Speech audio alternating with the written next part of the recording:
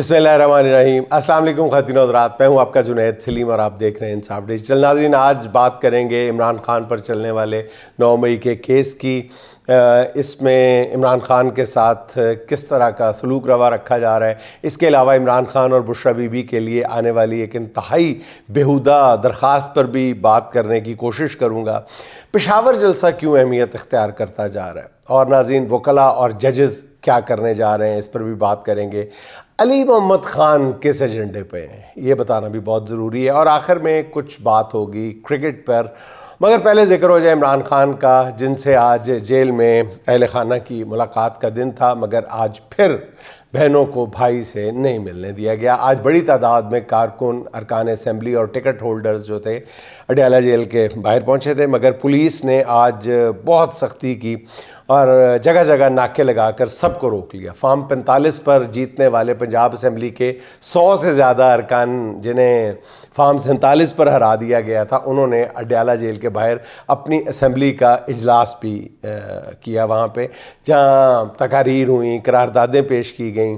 Ticket holders ने अपना अगला इजलास जो है वो मंगल को 2 बजे अडयाला के बाहर ही बुला लिया है। तो इस तरह अडयाला के बाहर एक असम्बली हाउस भी बन चुका है, असेंबली हॉल भी बन गया हुआ है। इस मौके पर गुफ्तगू करते हुए सलमान अकरम राजा का कहना यह था कि ये इमरान खान को आइसोलेट करना चाहते हैं, इनसे मुलाकात पर पाबंदी लगाई जा रही है। इस मौके पर अलीमा खान ने कहा कि तोशाखाना 2 केस भी अदालत में फ़ारिग हो गया है। सरकार के 4 गवाहों ने बता दिया है कि तोशाखाना के मामले में कोई गैर कानूनी काम नहीं हुआ।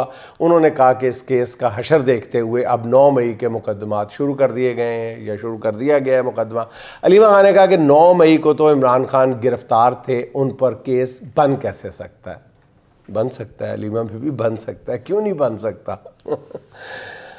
नाज़रीन, आज इंसदाद दहशत गर्दी अदालत इस्लामाबाद के जज अमजद अली शाह साहब ने GHQ पर हमला केस की समाअत की। बैरिस्टर सलमान अकरम राजा ने बताया कि अदालत में इमरान खान को बज़रिया व्हाट्सएप कॉल पेश किया गया, लेकिन सिग्नल ना होने के बायस ना आवाज़ सुनाई दी गई, ना ही तस्वीर नज़र आ रही थी। इसके बावजूद अदालती कार्रवाई जारी रखते हुए जज ने शवाहिद रिकॉर्ड करना शुरू कर दिए। नाज़रीन, अदालती तारीख़ में ऐसा बहुत कम मिलता, बल्कि मेरा नहीं ख्याल कि ऐसा मिलता, वरना कुछ अर्सा पहले तक तो जब लिंक कमज़ोर भी होता था, जब ये वीडियो की शुरू की गई, ये वीडियो वाला मामला, तो वो रिकॉर्डिंग की नहीं जाती थी, गवाही ली नहीं जाती थी कि जी लिंक डेवलप नहीं हो रहा, इस्टेब्लिश नहीं हो रहा, लिंक इस्टेब्लिश हो लेने दे फिर किया जाएगा, क्योंकि ऐसी गवाही जो हर किस्म के शक व शुबात से बालातर होनी चाहिए, जिस पर आज भी शकूक व शुबात है। तो यहाँ पर तो सामने खड़े गवाह और सामने खड़े जो मुल्ज़िम हैं उन पर उंगलियाँ उठाई जा रही हैं। बहरहाल सलमान अकरम राजा साहब कहते हैं कि इमरान खान के सामने जेल में व्हाट्सएप कॉल करके मोबाइल रखा गया, और कॉल भी जज साहब के मोबाइल पर की गई। अजीबो गरीब मनाज़र है। हमें ये दिखाया गया, राजा साहब कहते हैं कि हमें ये दिखाया गया कि ये खान साहब बैठे हैं, ऐ देख लो दूरों खान साहब बैठे हैं। हमने खान साहब से मुखातिब होने की कोशिश की, खान साहब तक आवाज़ ही नहीं जा रही थी, और जो खान साहब कह रहे थे उनकी आवाज़ हम तक नहीं पहुंच रही थी। तो सरकार यही तो चाहती है, हुकूमत यही तो चाहती है, और सरकार क्या चाहती है, और अदालत भी शायद यही चाहती है कि इमरान खान की आवाज़ आप तक ना पहुँचे, आपकी आवाज़ खान साहब तक ना पहुँचे। तो आइडियल सिचुएशन है ना उनके लिए। अब सारे अदालती अमल पर सवालिया निशान लग गया। जो गवाही रिकॉर्ड हो रही थी उससे इमरान खान बिल्कुल लाइल्म है। इंसाफ पसंद जज साहब ने किसी की बात नहीं सुनी, और इमरान खान की 2 दरखास्तें भी मुस्तरद कर दी, जिस पर इमरान खान के वकाला ने अदालती कार्रवाई का बाइकआउट कर दिया। अभी इसी तरह की यकतरफा कार्रवाई करते हुए आप देखेंगे एक दिन इमरान खान को GHQ पर हमले का मरकज़ी मुल्ज़िम भी करार दे दिया जाएगा। याद रहे, दोबारा याद दिला दूँ कि 9 मई को इमरान खान गिरफ़्तार थे।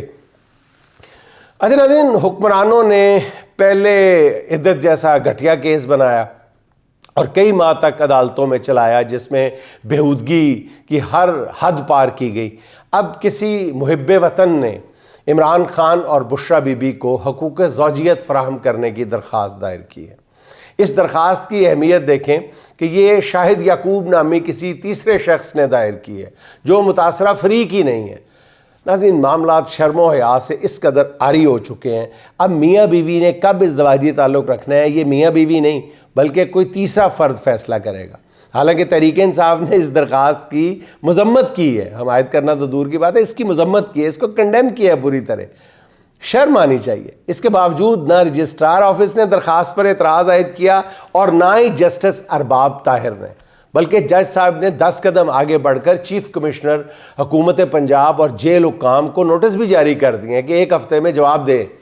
القادر ٹرسٹ میں عمران خان کی سزا معطلی کی درخواست 9 ماہ کے بعد جمعرات کو سماعت کے لیے مقرر ہوگی، مگر اس درخواست پر کارروائی جو ہے وہ 4 دن کے اندر ہی مکمل کر لی گئی.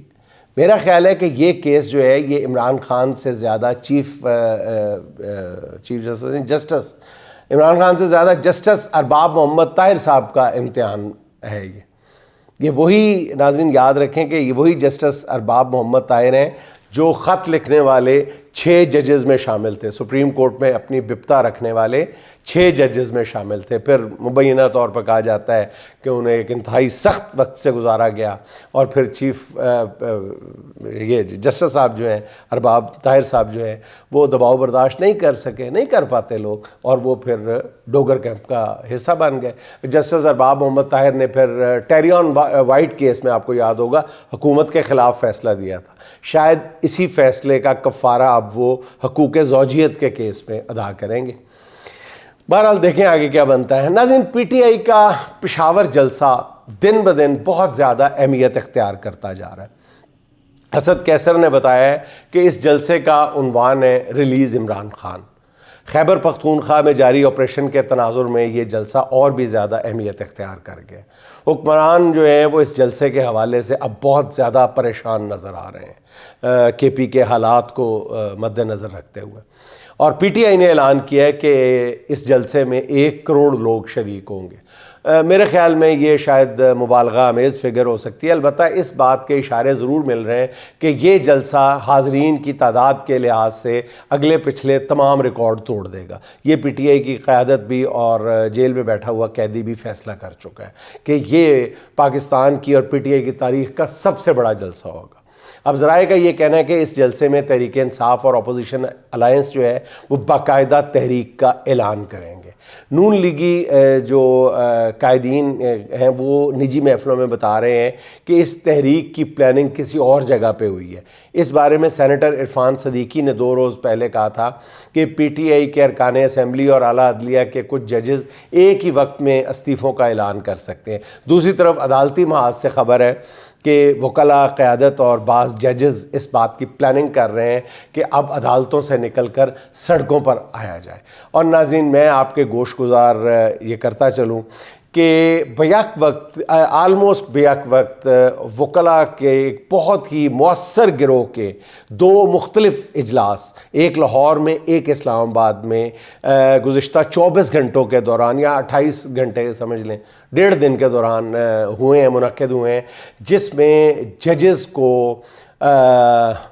اکاؤنٹیبل ٹھہرانے کے لیے یا ججز جو آزاد منش ججز ہیں ان کی حمایت کے حوالے سے وکلاء نے سڑکوں پہ آنے کا، بھرپور انداز میں سڑکوں پہ آنے کا فیصلہ کر لیا.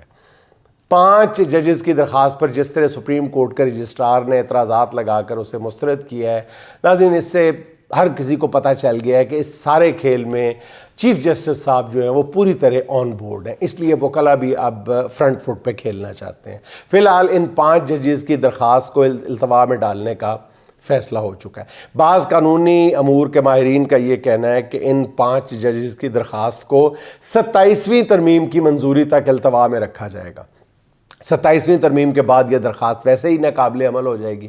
اچھا، ججز کو بھی صورتحال کا علم ہے. اب سب نظریں جو ہیں وہ 27 ستمبر کے جلسے پر ہیں کہ اس روز قوم کو کیا ڈائریکشن دی جاتی ہے. اتنا آپ کے گوشت گزار کر دوں ناظرین اس جلسے کے حوالے سے کہ یہ جلسہ جو ہے وہ نشستن گفتن برخاستن والا مسئلہ نہیں ہوگا، معاملہ نہیں ہوگا، اور نہ کھایا پیا کچھ نہیں گلاس توڑا باہر آنے والا. یہ ایک ٹرننگ پوائنٹ ثابت ہوگا. یہ میں آپ کو بتا دوں. اس کی کچھ اور تفصیلات بھی ہیں میرے پاس، لیکن میرا خیال ہے کہ ان کا اس وقت یہاں پہ اظہار جو ہے وہ قبل از وقت ہوگا. لیکن یہ جلسہ اپنی اہمیت کے حوالے سے، اپنے ہجوم کے حوالے سے تو یہ بڑا ہو گئی، یہ اپنی اہمیت کے حوالے سے بھی شاید اب تک ہونے والے جلسوں میں سے سر فہرست ہوگا میرے خیال میں.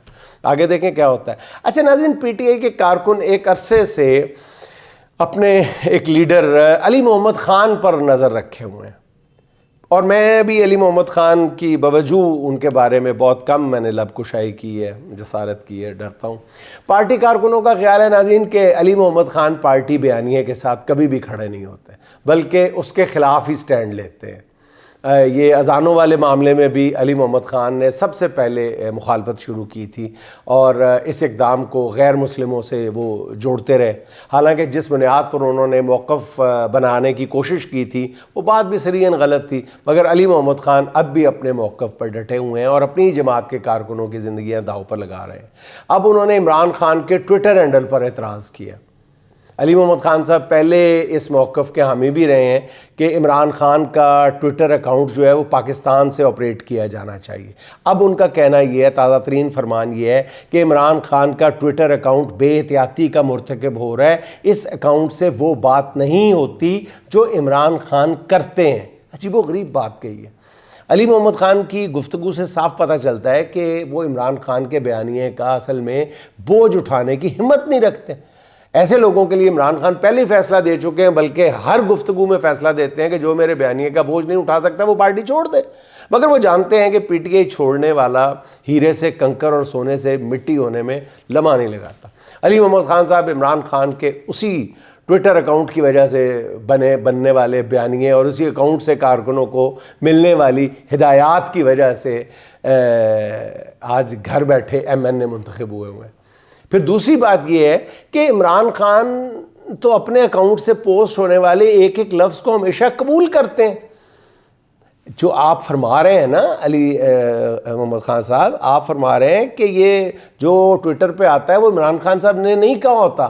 تو اتنی دفعہ عمران خان صاحب آئے ہیں، لوگوں کے سامنے آئے ہیں، بہنوں سے گفتگو کی ہے، صحافیوں کے سامنے بھی آ چکے ہیں، کسی ایک مرتبہ بھی انہوں نے اپنے ٹویٹر اکاؤنٹ کے مدرجات کو، اپنی کسی پوسٹ کو، ٹویٹ کو ڈینائی کیا ہو، ایک لفظ کو بھی ڈینائی کیا ہو، تو پھر آپ کی بات میں وزن نظر آتا، پھر میں بھی آپ کی حمایت کرتا. مجھے تو عجیب و غریب یہ بات لگی. ابھی گزشتہ دنوں ایف آئی اے کی ٹیم کے سامنے بھی انہوں نے اپنے ٹویٹر ہینڈل کا پوری طرح دفاع کیا ہے. ایسے میں علی محمد خان صاحب کا اعتراض جو ہے وہ میرا خیال ہے کہ اعتراض کم اور ان کی اپنی کمزوری کا اعتراف زیادہ ہے. ویسے علی محمد خان تو ان رہنماؤں میں شامل ہیں جو عمران خان کی ٹویٹ کو بھی کبھی ری ٹویٹ نہیں کرتے.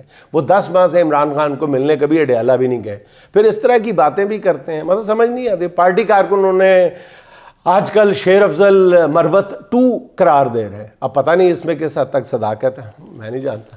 اچھا ناظرین، Pakistan cricket team world cup ہاری تو chairman P C B Mohsin Naqvi نے کہا کہ ٹیم میں سرجری کی ضرورت ہے. یاد ہے آپ کو؟ محسن نقوی نے پھر چن کر ماہر سرجن اکٹھے کیے. قوم نے سوچا کہ سرجری کے بعد قومی ٹیم کی اصلی طاقت بحال ہو جائے گی. محسن نقوی صاحب نے کرکٹ کی سرجری کے لیے جو ہیرے اکٹھے کیے ان کی ایک جھلک میں آج دیکھ رہا تھا کہ ہمارے کرکٹ بورڈ کے ڈائریکٹر انٹرنیشنل کرکٹ کے پاس ہوٹل مینجمنٹ کی ڈگری ہے اور وہ گھڑ ریس کی کمنٹری کرتے ہیں. ڈائریکٹر ڈومیسٹک کرکٹ ایک ڈپٹی کمشنر ہے، چیف آپریٹنگ آفیسر بھی ایک بیوروکریٹ ہے. خود محسن نقوی ایک اخبار نویس ہیں. اب قوم پوچھ رہی ہے کہ محسن نقوی صاحب پاکستان کی کرکٹ تباہ ہو چکی ہے، اب آپ کہنا کیا چاہ رہے ہیں؟ میرے خیال میں پاکستان کرکٹ ٹیم کا پوسٹ مارٹم کرا لینا چاہیے کہ کیونکہ اب اس میں کوئی سانس تو بچی ہوئی نظر نہیں آتی. کوئی معجزہ ہو جائے تو ہو جائے. اچھا ناظرین، میں چلتے چلتے ایک موضوع پہ ضرور بات کرنا چاہتا ہوں، اور میں حلفاً یہ کہتا ہوں کہ میں یہ کوئی اتمام حجت نہیں کر رہا، میں کوئی خانہ پوری نہیں کر رہا، میں دل کی گہرائیوں سے یہ بات کر رہا ہوں. اس میں تاخیر کیوں ہوئی وہ بھی عرض کر دیتا ہوں. رضوان رضی ہمارے ایک ساتھی ہیں، جرنلسٹ ساتھی ہیں. میں یہ بھی نہیں کہتا کہ مجھے ان کی بعض باتوں سے اختلاف ہے، مجھے ان کی تمام باتوں سے اختلاف ہے، مجھے ان کے تمام جملوں سے اختلاف ہے، اور ان کو میرے تمام باتوں سے، تمام جملوں سے اختلاف ہے. ہوگا نہیں ہے، مجھے ان کی باتوں سے اختلاف ہوگا نہیں ہے، صریحاً اختلاف ہے. ان کے طرز تخاطب سے بھی مجھے شدید اختلاف ہے، ان کو مجھ سے ہوگا. تو یعنی کوئی محبت والا رشتہ نہیں ہے ہمارے درمیان، ٹھیک ہے. لیکن میں احترام کا رشتہ اس لیے ہے کہ میں ان کو اس فیلڈ میں ایک بہت عزت کی نگاہ سے اس لیے دیکھتا ہوں. بہت سینئر جرنلسٹ ہیں.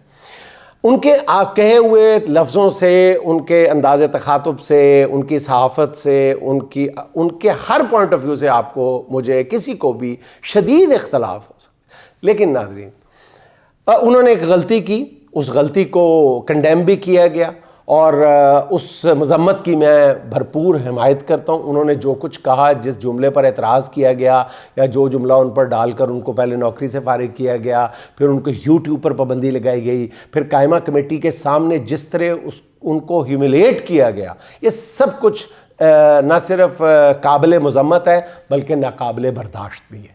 یہ معاشرہ تباہی کے دہانے پر پہنچ چکا ہے. اگر ان کے منہ سے ایک جملہ نکل گیا یا انہوں نے دانستہ بھی کہا، پھر معافی مانگ لی، پھر اب اور مزید کیا ان کو پھانسی دینا ہے؟ وہ خود اپنے بہت سارے گفتگوؤں میں اور اپنے ویلاگز میں شاید اس سے زیادہ اپنے مخالفین کے لیے سزا کا مطالبہ کر رہے ہوں گے. لیکن میں ذاتی طور پہ یہ سمجھتا ہوں کہ انف از مور دین انف.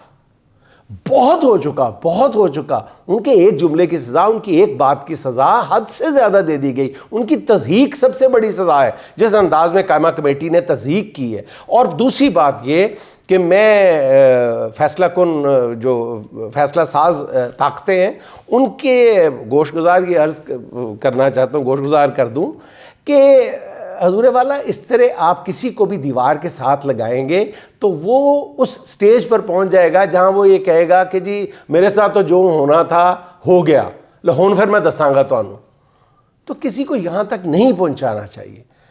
تو وہ ان کا کوئی بھی ہو، میں بتا رہا ہوں نا کہ میں ریپیٹ نہیں کرنا چاہ رہا، دہرانا نہیں چاہ رہا کہ میرا ان کا کسی ایک بات پہ بھی اتفاق نہیں ہے، ایک نقطے پہ بھی، ایک ذرے پہ بھی اتفاق نہیں ہے. لیکن جو سلوک ان کے ساتھ روا رکھا جا رہا ہے اس کی کسی طور پہ بھی حمایت نہیں کی جا سکتی. اسی حوالے سے سعد اللہ شاہ صاحب کے 2 اشعار سن لیں. سمجھ رہے ہیں تمہاری نزاکتیں ساری، سمجھ رہے ہیں تمہاری نزاکتیں ساری، مگر ضروری ہیں صاحب عدالتیں ساری. ہمیں تو عدل کی خاطر جہاد کرنا ہے، منافقت ہیں وگرنہ شرافتیں ساری. جو لوگ آ رہی ہیں احساس سے وہ کچھ بھی نہیں، جو لوگ آ رہی ہیں احساس سے وہ کچھ بھی نہیں، کہ ان کے پیش نظر ہیں مراعتیں ساری. حق کے نام پہ مرنا ہی اصل مقصد ہے، حق کے نام پہ مرنا ہی اصل مقصد ہے، وگرنہ جھوٹ ہیں اپنی سیاستیں ساری. بس ایک لفظ ہی کافی ہے پاس حرمت کو، جو یہ نہیں تو ابس ہیں بجارتیں ساری، جو یہ نہیں تو ابس ہیں بجارتیں ساری. ناظرین خوش رہیں، خوش رکھیں. آپ سے ملاقات ہوگی انشاءاللہ اگلے ولاگ میں. اللہ حافظ.